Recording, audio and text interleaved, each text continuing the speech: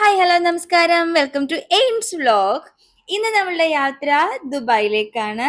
അപ്പോൾ ദുബായിൽ നമ്മൾ പോകാൻ വേണ്ടി പോകുന്നത് ഇന്ന് രണ്ട് സ്ഥലത്താണ്. ഒന്ന് നമ്മുടെ സ്വപ്ന സ്ഥലമായ ബുർജ് ഖലീഫ കാണാനും, രണ്ട് ലോകത്തിലെ തന്നെ ഏറ്റവും പ്രസിദ്ധമായ ദുബായ് മോൾ വിസിറ്റ് ചെയ്യാൻ വേണ്ടിയിട്ടുമാണ്. ആദ്യമായാണ് ചാനൽ കാണുന്നതെങ്കിൽ വീഡിയോ ലൈക്ക് ചെയ്യാനും ചാനൽ സബ്സ്ക്രൈബ് ചെയ്യാനും മറക്കരുത്. ഇത് എല്ലാവർക്കും ഉപകാരപ്പെടുമെന്ന് ഞാൻ കരുതുന്നു. കാരണം നമുക്ക് എല്ലാവർക്കും യാത്ര ഇഷ്ടമാണ്, നമുക്ക് എല്ലാവർക്കും ഫേമസ് ആയിട്ടുള്ള സ്ഥലങ്ങൾ കാണാൻ ഇഷ്ടമാണ്. അതുപോലൊരു സ്വപ്നവുമായിട്ടാണ് ഞാനും കൃപയും കുട്ടും UAE എത്തിയത്. ഇത് ഞങ്ങളുടെ ഒരു ഡ്രീം കം ട്രൂ ആകാൻ പോകുന്ന ഒരു ദിവസമാണ്. അതേ ബുർജ് ഖലീഫ വിസിറ്റ് ചെയ്യാൻ പോകുന്ന ദിവസം. അപ്പോ ഓൺ ദ വേ തന്നെ ഒരുപാട് കെട്ടിടങ്ങളുടെ ലൈറ്റും ഭയങ്കര മെസ്മറൈസിങ് വ്യൂ തന്നെയായിരുന്നു. മോങ്കുട്ടനും കൂടെ റോഷനും ഉണ്ട്. അപ്പൊ ഞങ്ങള് 5 പേരും കൂടിയാണ് ഇന്ന് ഞങ്ങളുടെ യാത്ര തുടങ്ങിയത്. നിങ്ങൾക്ക് വീഡിയോയിൽ കാണാം എത്ര മനോഹരമായിട്ടാണ് ബുർജ് ഖലീഫയുടെ മാത്രമല്ല ചുറ്റുമുള്ള ബിൽഡിങ്സിന്റെ അറേഞ്ച്മെന്റ്, കൺസ്ട്രക്ഷൻ, ലൈറ്റിങ്സ് എല്ലാം. അപ്പൊ കൂടുതൽ ഞാൻ വോയിസ് കൊടുത്ത് കൊളവാക്കുന്നില്ല, നിങ്ങൾക്ക് കണ്ടു തന്നെ നിങ്ങൾ ആസ്വദിക്കുക. The stars align, we lose ourselves in the rhythm divine.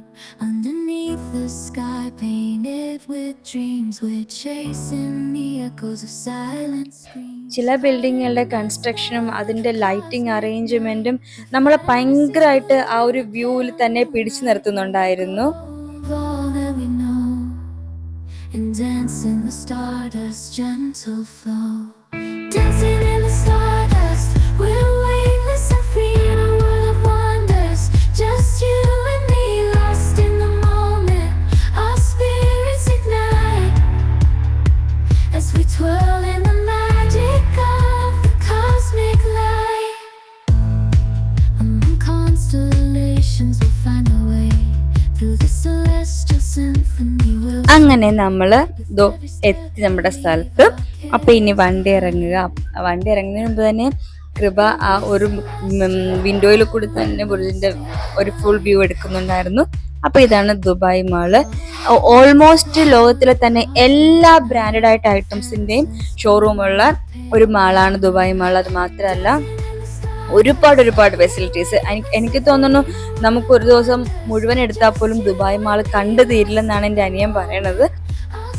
അങ്ങനെ നമ്മൾ ദുബായ് മാളിന്റെ അകത്ത് എത്തി. ചുറ്റും നോക്കുമ്പോൾ തന്നെ അറിയാം ഒരുപാട് ടൂറിസ്റ്റുകൾ തന്നെയാണെന്ന് തോന്നുന്നു അവിടെ കിടന്ന് കറങ്ങുന്നത്. ഓരോ ഏരിയയിലും ഒരുമാതിരി എല്ലാ ബ്രാൻഡഡ് ഐറ്റംസും, എനിക്ക് ഫെമിലിയർ ആയിട്ടുള്ള എല്ലാ ബ്രാൻഡഡ് ഐറ്റംസും ഉണ്ട്. പിന്നെ ഒന്നും പേര് കേൾക്കാത്ത സഹിതം ബ്രാൻഡഡ് ഐറ്റംസ് നമുക്കിവിടെ കാണാൻ പറ്റുന്നുണ്ട്. ഫസ്റ്റ് തന്നെ നമ്മുടെ കണ്ണ് പോയത് ദുബായ് അക്വേറിയത്തിലേക്കായിരുന്നു. അപ്പൊ നമ്മൾ അവിടുത്തെ കാഴ്ചകളാണ് ആദ്യമേ കാണാൻ പറ്റിയത്. അതാണ് ഞാൻ നിങ്ങളുടെ മുമ്പിലേക്ക് എത്തിച്ചുകൊണ്ടിരിക്കുന്നത്.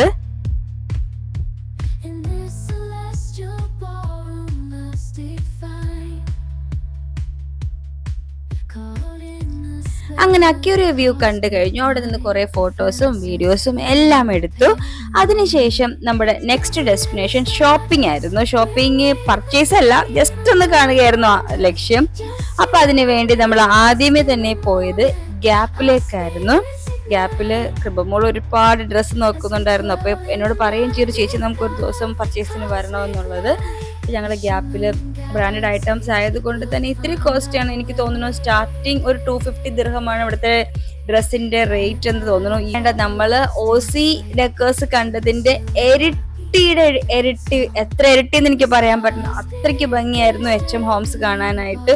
ഒരുപാട് നല്ല വ്യൂസ്, അത് ഫ്രഷ് ഫ്ലവേഴ്സ് തുടങ്ങി അങ്ങ് ആർട്ടിഫിഷ്യൽ ആയിട്ടുള്ള ഫ്ലവേഴ്സ്, ഡെക്കർ ഐറ്റംസ്, ബെഡ്ഷീറ്റ്സ്, പിന്നെ ഈ ബെഡ് സെറ്റ് ഐറ്റംസ്, അങ്ങനെ ഒരുപാട് വ്യൂസ് ഉണ്ടായിരുന്നു.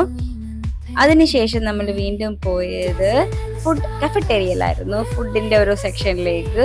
അപ്പൊ കുട്ടുവിന് അവിടെ വെച്ച് കുട്ടു പറഞ്ഞു അവന് കാരമൽ പോപ്കോൺ വേണമെന്ന്. അങ്ങനെ കുട്ടുവിന്റെ പോപ്കോണും വാങ്ങി ഞങ്ങൾ ആ കടയുടെ ഷോപ്പിനോട് ബൈ പറഞ്ഞു. പിന്നീട് പുറത്തേക്ക് ഇറങ്ങി. അപ്പൊ ആദ്യം അങ്ക പറഞ്ഞു ഞാൻ ടേസ്റ്റ് ചെയ്ത് നോക്കട്ടെ എന്ന് പറഞ്ഞു. അവൻ തന്നെയാണ് ആദ്യം ടേസ്റ്റ് ചെയ്ത് നോക്കിയത്. പിന്നീട് ഞങ്ങള് ഈ സെഫോറയിലേക്കാണ് എത്തിയത്. ഫൈനലി കൃപയുടെ ഡെസ്റ്റിനേഷൻ ഞങ്ങൾ കണ്ടുപിടിച്ചു, സെഫോറ. ഒന്നും പറയണ്ട, നല്ല, എനിക്ക് തോന്നുന്നു ഏറ്റവും കൂടുതൽ റഷ് ആ ഷോപ്പിൽ തന്നെയായിരുന്നു എന്നുള്ളത്.